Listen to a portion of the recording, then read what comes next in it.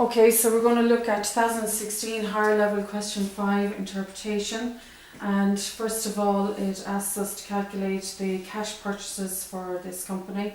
So first of all we know that our cost of sales is equal to our opening stock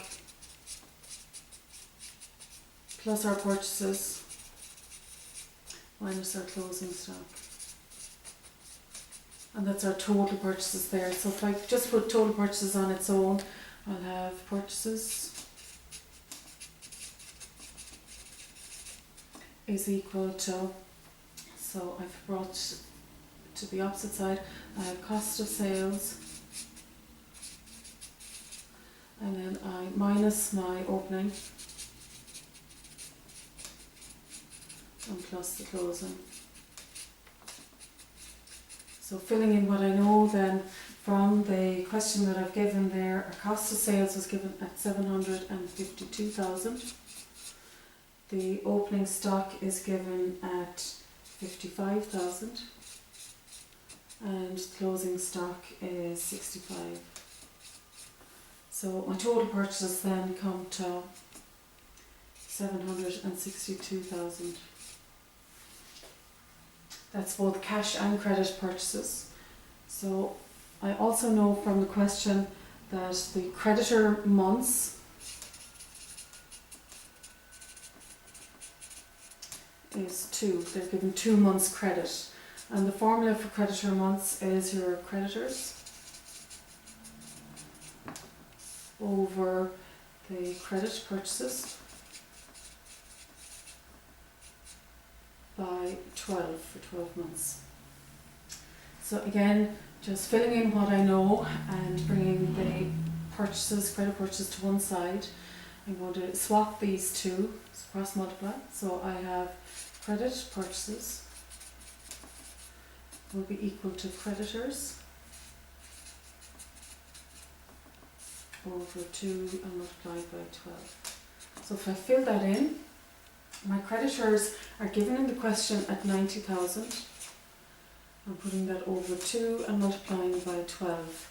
And that multiplies out then at 540,000.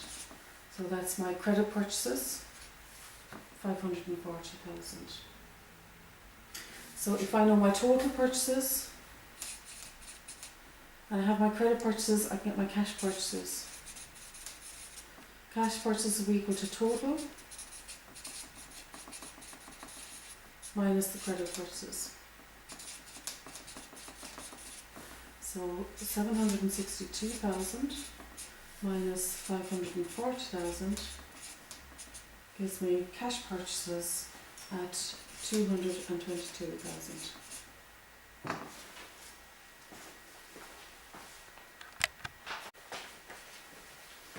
So part 2 of this question looks for the dividend yield.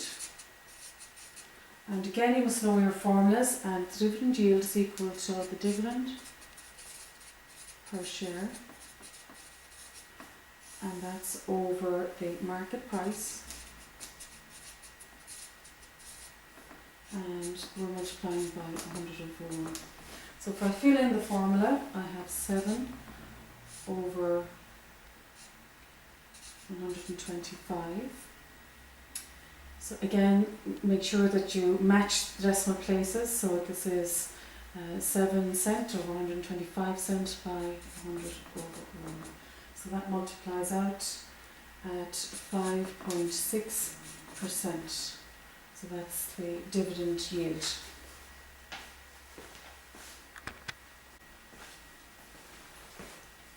So part 3 of this question asks for the price earnings ratio. So in order to get that, I have first of all to get the earnings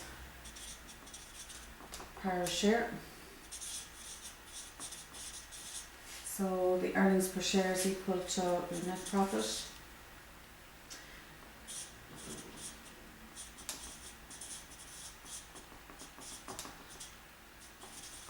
and that's the net profit after the preference dividend, and that's all over the order ordinary shares.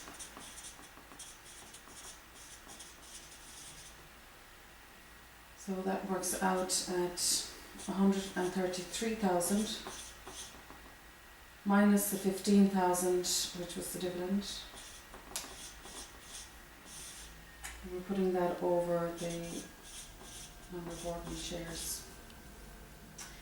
So that works out then at 23.6. And then to get what I was asked for was the price earnings ratio.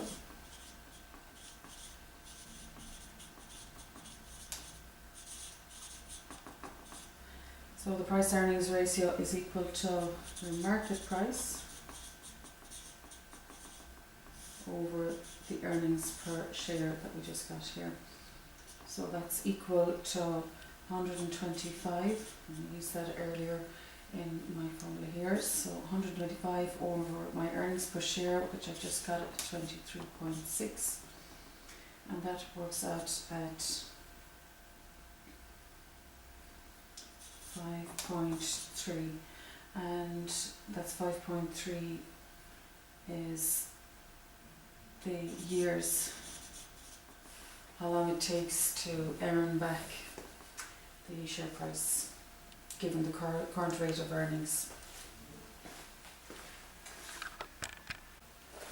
Okay, so now we're going to look at part 4, which is your return on capital employed, and that is equal to your operating profit over your capital employed.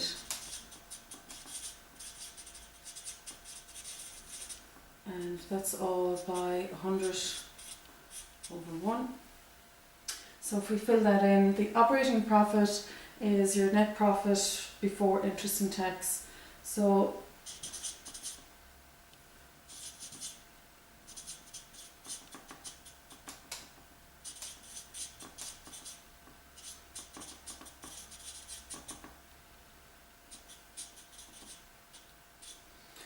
if I take that, then it is 133,000, and I have to add back in the interest. So that makes my operating profit at 145,000. And I'm putting that over then my capital employed, and the total capital employed was 1,128,000, and I'm multiplying all that by 100 over 1. So just to make sure that you pick up the correct profit figure, our operating profit is our net profit before interest and tax. So add back in the interest, gives you the correct net profit figure. So that works out then at 12.85, and it's a percentage obviously.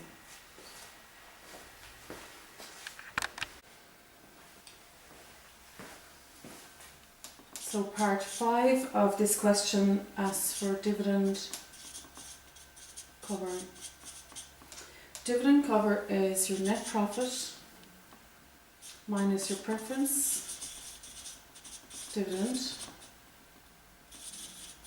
and that's all over your ordinary dividend.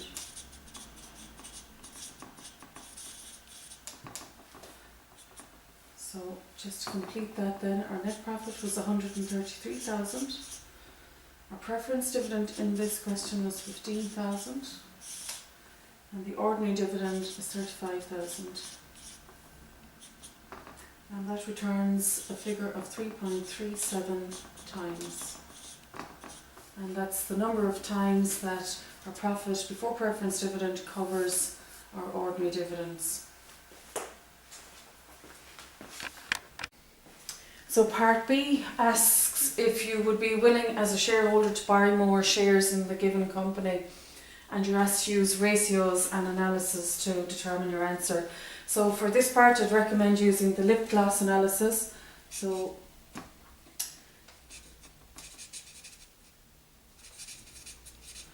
if we take L for liquidity and just analyse the company in terms of liquidity, so you need to do the quick ratio for this. So the quick ratio has improved And you're given last year's figures, so you show that it has improved from 1.2 to 1 in 2014 and it's moved to 1.63 to 1 in the current year, 2015. So that's a ratio you'll have to know. The liquidity ratio, current assets is to current liabilities, current assets minus your stock as to your current liabilities. Doherty has good liquidity, so this is a very good trend. For quick ratio, the ideal is 1:1, and so he's well within that range there, so it's very good. And it also means that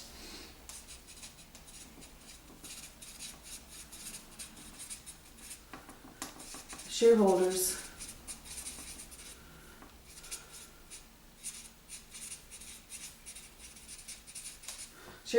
would be happy. Again, come back to the original question, will a shareholder be interested in this or happy with this?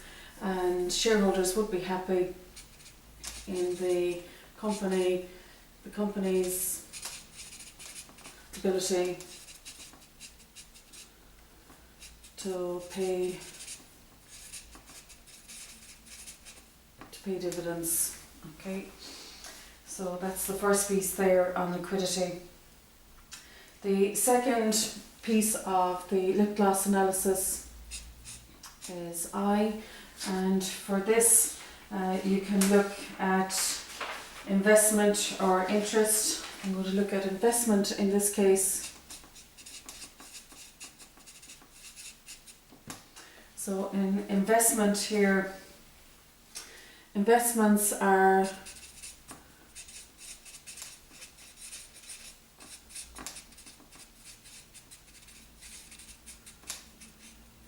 they're listed at 150,000 in the balance sheet. However, the current value is 200,000.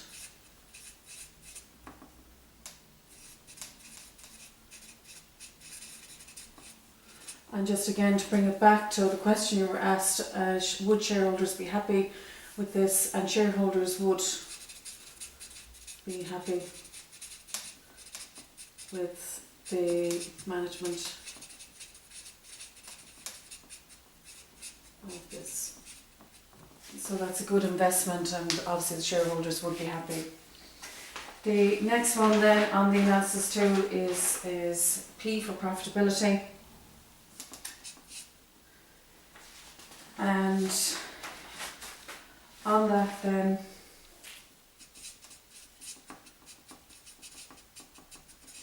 we can use some of the analysis that we had earlier. The return on capital employed, for example, it has improved from, and again you were given last year's figure for 2014, so that was 10.3 for last year, and it's moved to 12.85% in the current year, which is 2015. So that's a very good return, and the trend is positive.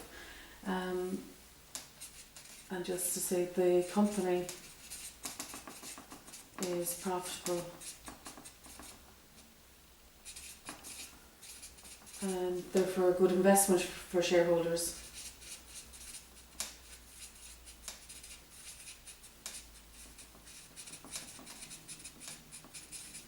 So each time bringing it back to the question that I was asked on shareholders. The a risk-free investment, for example,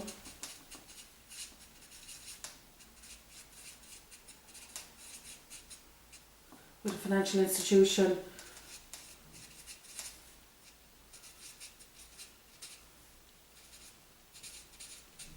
would return approximately 2%. That would be a good return. would return approximately maybe 2%. And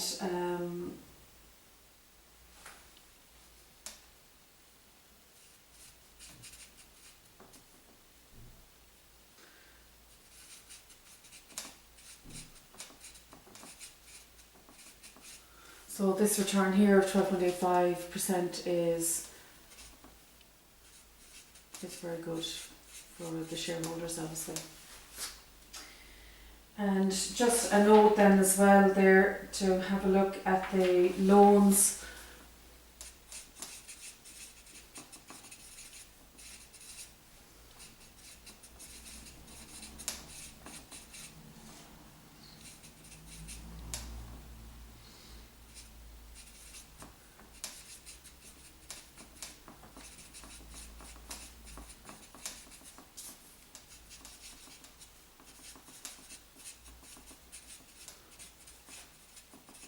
So they're borrowing at 6% and they're making a return then of 12.85%, so that's a very good comparison as well.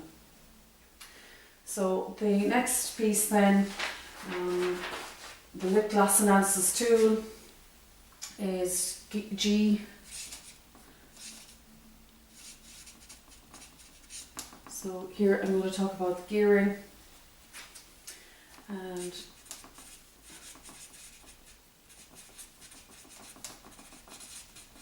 so again this has improved as well, and again use your comparison figures in 2014 where it was at 54% to 44.33% in 2015. And remember, your gearing is your level of debt to equity, so we want this to be as low as possible, so it's moving down, so it's a good trend. So it means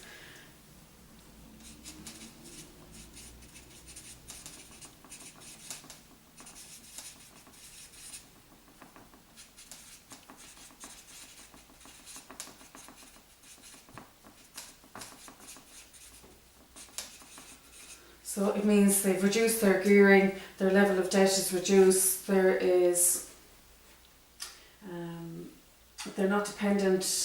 less dependency on outside investors.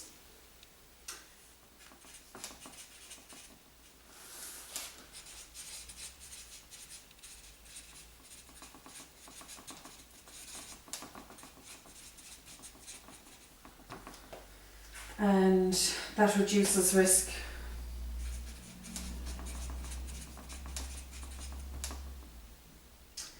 And just maybe also to note there as well, the interest cover.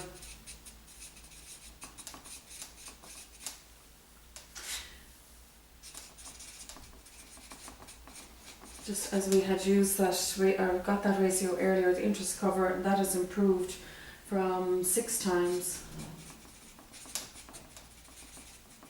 in 2014 to the current rate of 12.08 in 2015.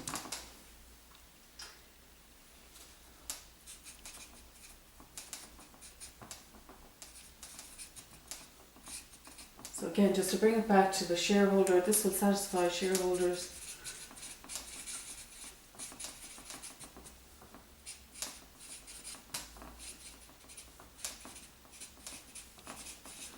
That the company can handle its debt. So that's the gearing. Now the interest, I've put in the interest there because it's in relation to loans and gearing, but you could just easily include interest in the I up here instead of investment if you want to talk about loans, if the question had been geared towards banking, lending and loans. Okay.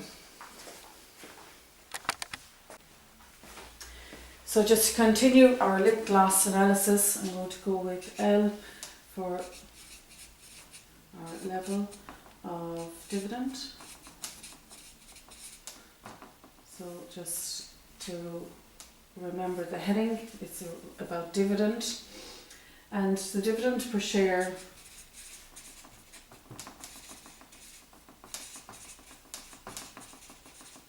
the dividend per share has improved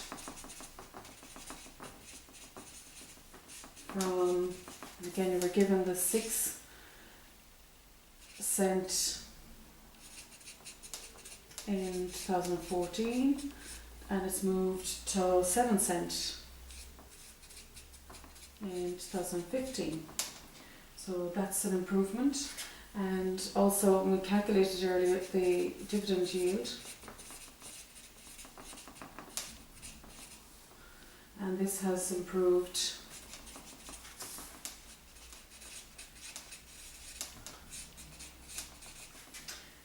from 5.22%, and again we're given that for 2014, to 5.6%, so a slight improvement there in 2015. So again, we've done that in Part A, so just reusing what we've done in Part A. So certainly the shareholders will be happy.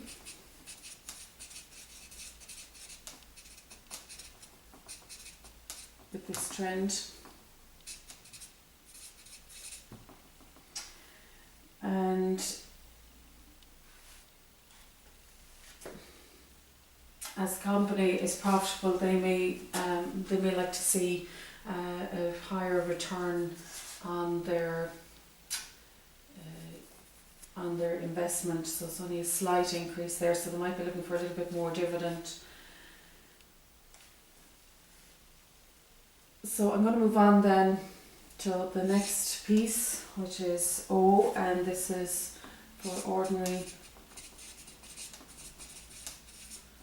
So the ordinary share price. So for this then, just a look at the market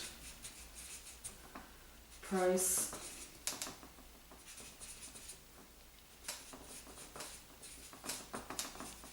So it has moved from 1.15 in 2014 to 1.25 in 2015. So that's an increase then of 10 cents. So this indicates market confidence in the company, and again it will please our shareholders that we were asked about in the original question. So I'm just going to mention there as well the price earnings ratio. Again, you can abbreviate that to price PER. So the price earnings ratio has fallen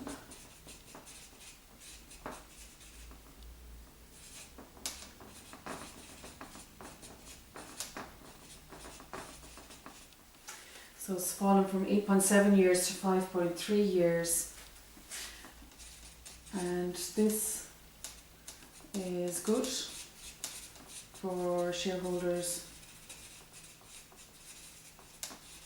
as it reduces the time it takes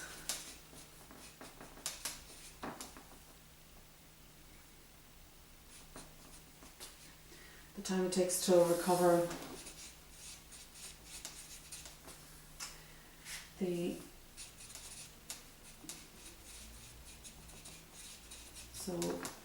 time it takes to recover your investment is reduced. It's now at 5.3 years, which is much lower than what it was last year, so that's all good. And I'm just going to continue on then with S. So S will stand here for sector, and in all these questions you comment on the particular sector that you're given, and this company is in the tourist sector. And just for clarity, just state that the company is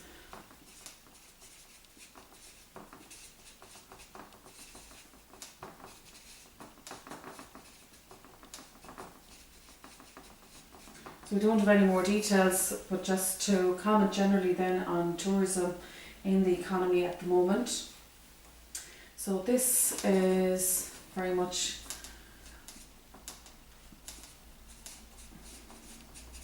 a growth industry. So you can get other industries here like the sports industry, the health fitness industry, technology, computers, IT, various sectors, and you just have to be able to comment. So if you review the past papers, you'll have some analysis on the various industries, but just be careful that it's in context for the current state of economy. So tourism is in growth at the moment, and people have more leisure time.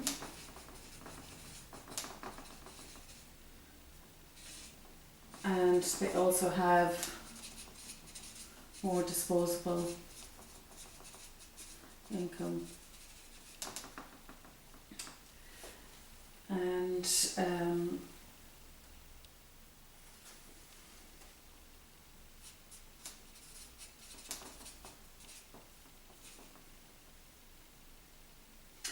Ireland is a popular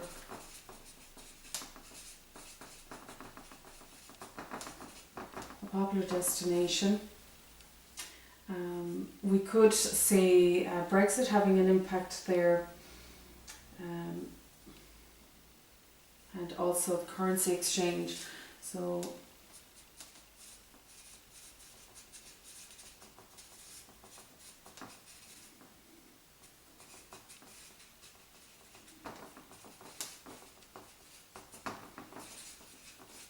the weakening of sterling against euro makes Ireland a cheaper holiday option.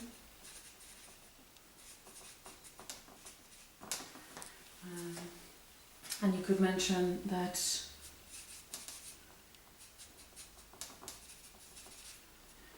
Brexit may encourage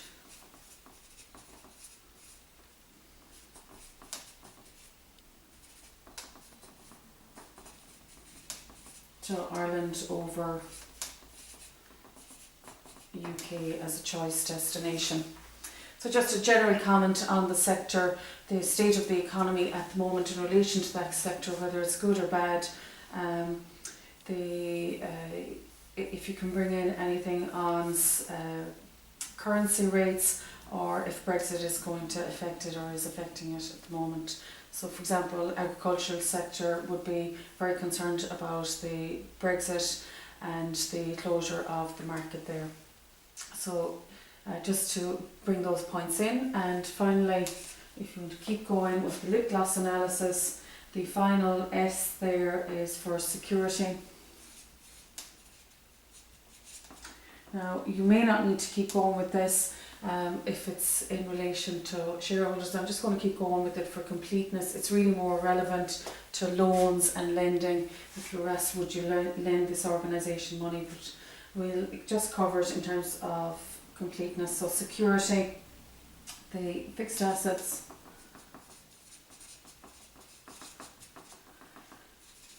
are listed in the balance sheet as 1,006,000,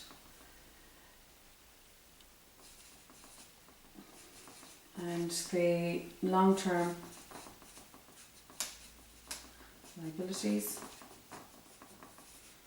that's the debentures in particular, are listed at 200,000. So those are the only loans long term that I have to cover there.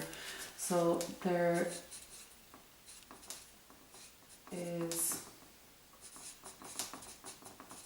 there's plenty of collateral.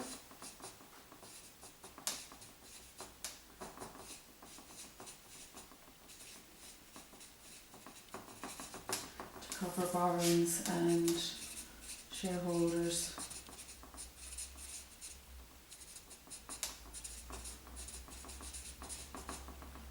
will be happy with security. So again, just to bring it back to what I was asked. So you need to make an overall comment then. You've brought in your ratios, you've discussed them, but overall then come back to the question and answer it. Would a shareholder buy, or should a shareholder buy more shares? And what would you recommend? So just an overall statement then, given your results here, I would recommend.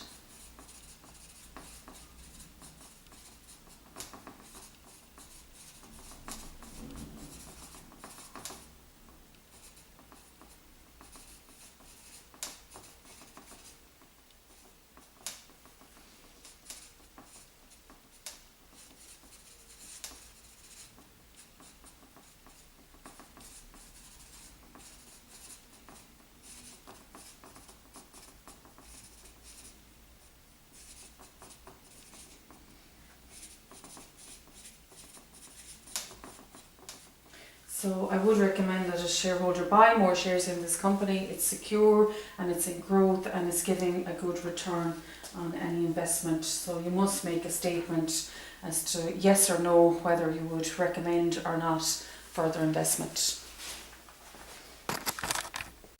So part C of this question, part 1, requires us to explain gearing, and this is a measure of how a business is financed. It's the level of debt versus equity. Low gearing is preferred as it will reduce outside control and also usually means less interest repayments. So ideally we'd want this rate to be less than 50%, whereas if it goes over 50% then we would consider it to be high gearing or highly geared. So the second part of this asks us for the benefits of low gearing, and some of the benefits include that you'll have lower interest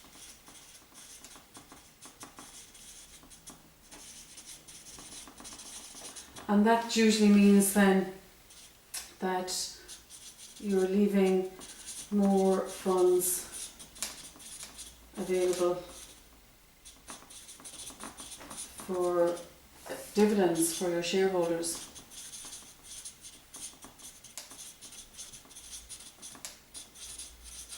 And that'll make them happier. And the business should find it easier to raise additional funds as well. So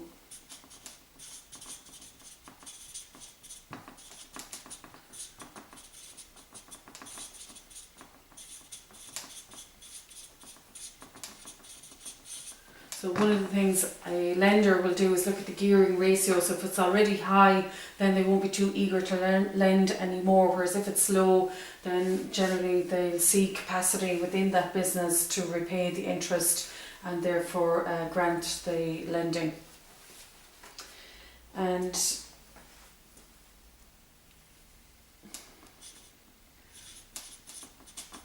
there's also less risk of liquidity issues because there's less interest being paid.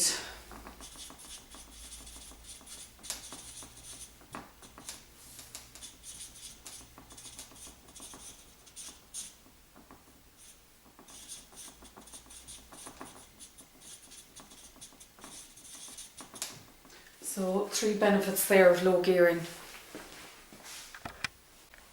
The final piece of this question asks us to outline ways of reducing gearing.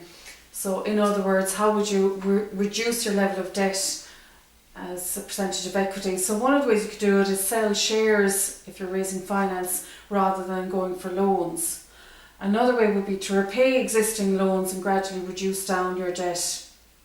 An alternative then would be to increase retained earnings. In other words, reinvesting your profits back into the business before taking out any further loans. Or you could negotiate with your lenders and try and convert long-term debt to ordinary shares.